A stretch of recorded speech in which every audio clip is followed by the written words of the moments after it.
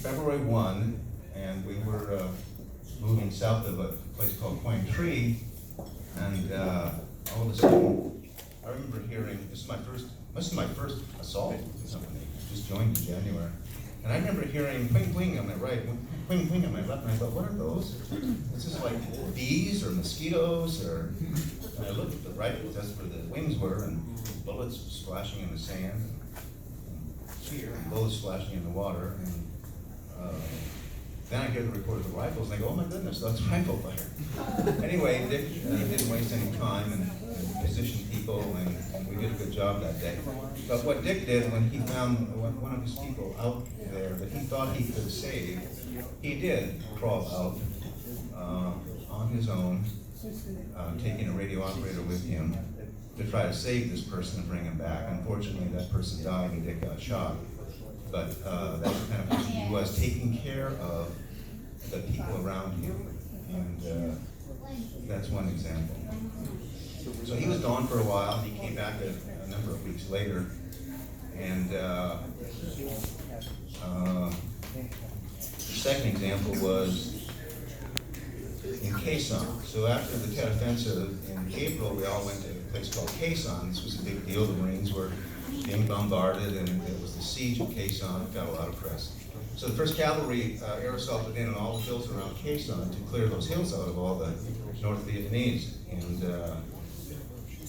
after a couple of days, one of our missions was to go down this Route 9, which ran across the top of North Vietnam, South Vietnam. You can see North Vietnam in not too much distance. We were supposed to stay on Route 9 and clear this road. And as we were walking down, patrolling down Route 9, Dick had his flank security out on the right, the 1st platoon, on the left, the 2nd platoon, and the column in the middle. And the radio came alive with battalions saying, what are you doing with people on the right, on the north side of the road as we're going west? That's not our AO. Get your people back. And Dick said, no, I don't go anywhere without flank security. So my people are staying out there.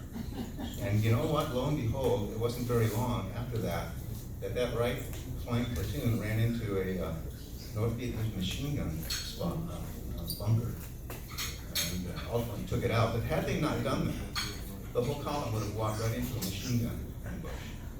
So Dick did what was right, not what he was told. But as a result, many of the guys are still around. And that wouldn't have happened if he had followed all the orders. I've heard that theme here a little bit. He doesn't follow the orders specifically.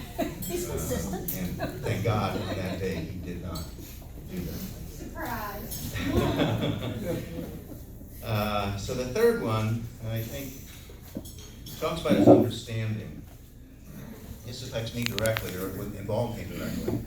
So we left Quezon, and we were then going to be going to a place called the A Shau Valley. It was a big deal also. North Vietnamese went through there with all kinds of supplies. They actually had tanks and trucks and all kinds of things running through there. It was along the Laotian border in the northern part of South Vietnam. And so we came back from Quezon, and we had a one-day stand down at the company rear. This was like unheard of. There was nothing to do. We had the day off in the night, and tomorrow we go to Quezon, or excuse me, the A Shau Valley. So we did what you might do, got haircuts, took a shower, hadn't happened in a long time, got some clean clothes.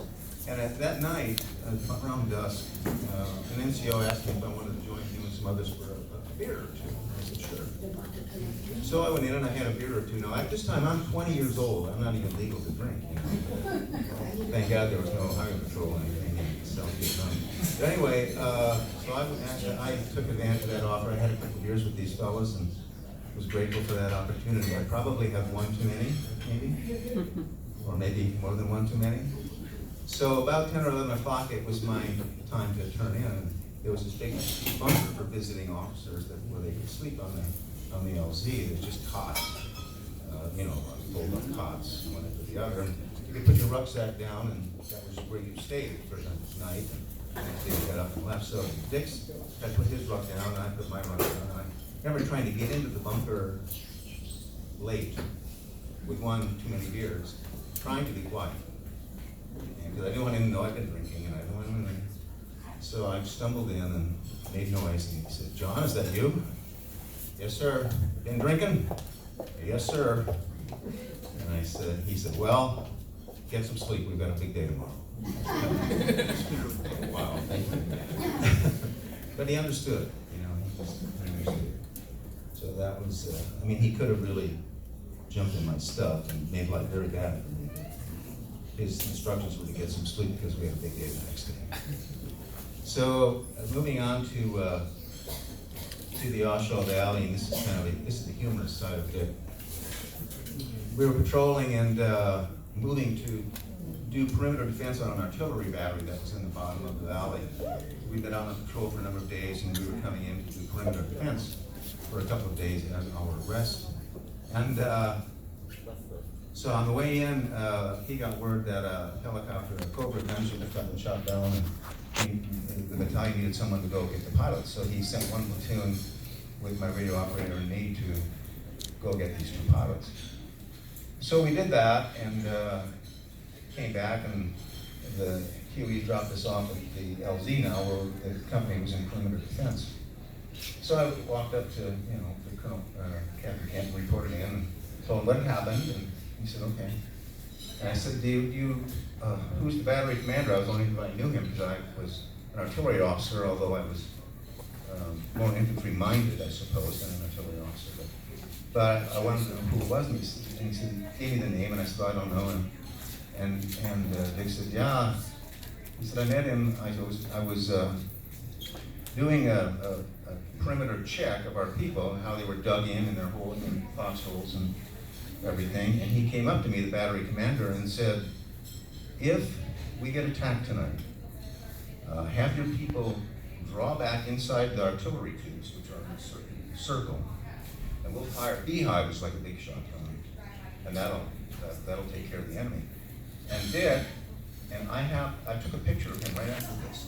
And that picture is, I gave it to him at the reunion. I think Greg knows what I'm talking about.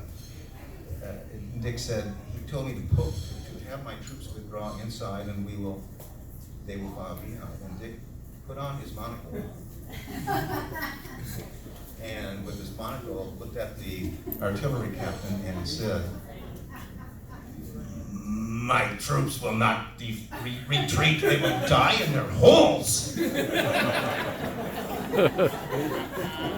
And he said, I looked at that captain, his mouth was half open, and I turned around and stormed off. And he had his monocle in at that time. He was telling me what he had done. And I said, "Can I get a picture of that?" So I had this little Instamatic camera, which I took a picture of, and I believe it's now in Dick's office. So that was Dick, the humorous guy. And this was Dick, the practical wisdom person. There was a fella who this was after we came back from the Oshawa Valley, there was a fella that had 10 days left in country. And he did not want to go on patrol anymore. He doesn't want to go, he's not going to go, I don't care what you do to me, I am not going on patrol. I've got 10 days left, I'm not going out.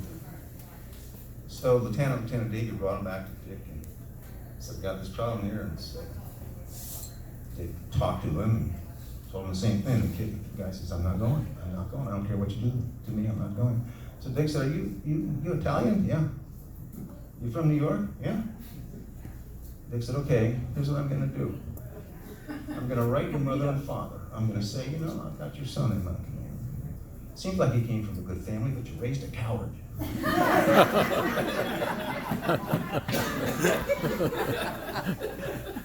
The guy went back on patrol.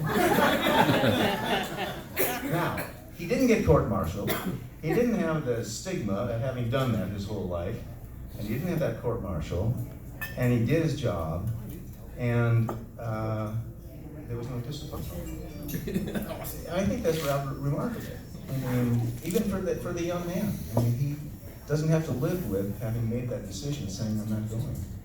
And have to live with that. He went out and did it. So it was a win-win all the way around. And I think that was a lot of Dick's life. So Greg told a story about him having experience with his dad that helped him grow up. And I have one too. I'm gonna soften it a little bit. But we were going through an area. I wasn't gonna tell this, but now I am. That's all your fault, Trey. So we were going through an area called the Street Without Joy. It was the east side of Highway 1, right along this South China Sea. There's a book written about this area by a French author. Yes, okay. And we were going through there for, I don't know which time, 6th time. And every time we go through there, booby traps and mines and people get hurt. And so I said to Dick, I'm 20 years old right now. All I know is what he taught me, what I was awake for when he taught me. So I said, sir, why don't we do a recon by fire through this area with artillery rounds, go boom, boom, boom, boom, and it'll triple steel wires and mines, and maybe our people won't get hurt. He said, John, we can't do that. They're civilians. I said, well, okay. How about if we get one of these people who know where all these tripwires are in mines and make them tell us? How are you going to do that? And I made a suggestion or two. He said, no, we can't do that. So I said, well, you sure? He said, well, I'll tell you what. Why don't you pick someone, and if he tells us, if he doesn't tell us, we'll do what you say, and if he doesn't tell us, we'll get somebody else who then will tell us, and tonight the VC will come in and kill him and all of his family. So why don't you just pick somebody, and knowing that what's going to happen is he's going to die, or he and his family are going to die tonight. You want to do that? And I just melted. And he said, look, John, and this was the lesson that made me grow up in an instant. Look, John, these people don't care who wins this war. Their life isn't going to change. They're fishermen. They go out, they fish, they get fish, they bring the fish home, they feed their families, they sell the rest. They sleep with their wives, they raise their kids, they go out the next day and they do it again. It doesn't matter to them who wins. They're just trying to get by. And I grew up at that moment, at that age, and never forgot it. So for all of his curmudgeoning, braggadocio, whatever, he really did have a heart. He was a great teacher. So that's what I have to say. I could go on longer, but I won't. The troops of veterans of Delta Company who served in Vietnam have a card for Barbara and the whole family that we'd like to present to you, and I've been asked to do that. So on behalf of all of the veterans of Delta Company, 1st Battalion, 12th Cavalry, who served in Vietnam, this is for Barbara and the family.